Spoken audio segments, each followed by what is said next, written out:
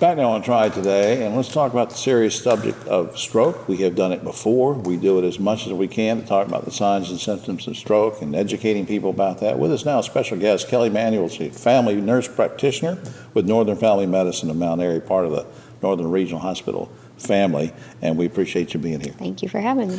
What are the signs and symptoms of stroke? Just give us a couple ideas and remind us. So the most classic ones are going to be face drooping, typically one-sided.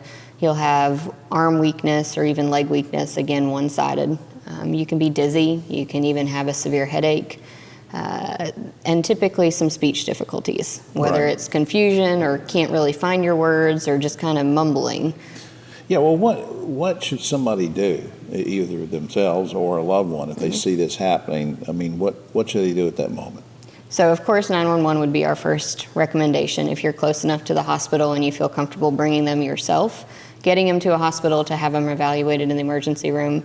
However, all of your EMS providers can do a stroke scale and determine if you need to be transported at that time. Yeah, because as we know, I mean, the time is a factor there. Yes. To try to get treatment, try to lessen the effects of the stroke. You're right. Now, let me ask you something. You sent me an email one day about making sure that we mention that Northern Regional Hospital is a primary stroke center. What does that mean? So basically, we are certified through the Joint Commission, and it allows us to be a community hospital that has an emergency room, that have trained personnel. We, as providers, have to be certified in stroke. We have to learn how to do the stroke scale and understand what the pathway would be. We also offer neurology. This is through teleneurology because we do not have a neurologist on staff. But Right. Teleneurology would give us indication on, are they having a stroke? Is it a TIA? Is it a migraine? Right. And then from there, they give us recommendations as providers to determine the next step, which would be imaging, and we have to provide high-tech imaging as well as ICU care if needed. Right. Now, what can folks, I guess of all ages, but what can folks do to maybe prevent or lessen the risk of a stroke? The biggest thing is exercise. If we want you to have 150 minutes of exercise a week, which breaks down to about 20 minutes a day. And this would be walking, biking, running, any type of aerobic exercise. So for somebody who is not that active, a brisk walk for 10 minutes a couple times a day would be enough. For somebody who's extremely active, you may need to increase your heart rate and do a faster pace run or a bike ride. Right. Something that's a little bit different for you. What if, in terms of genetics, what if someone's at risk of heart disease because of something their mom or dad had or whatever down the line?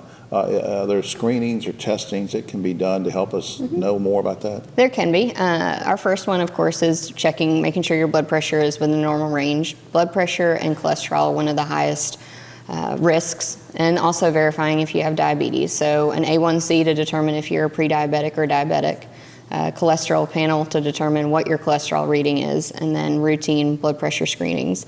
There's additional screenings. There is one risk factor or calculator we use called an ASCVD, and after age 40 we can use that, and that inputs information about your blood pressure, your race, your age, history such as diabetes, hypertension, any medications. And then they think if you're at risk of a stroke or something, they can always put you on blood thinners or something like that.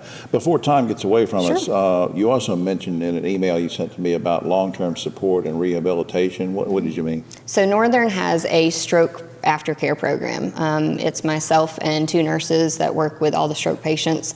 They come and see me one time after, and we verify they have all their referrals in place. We verify their symptoms are improving.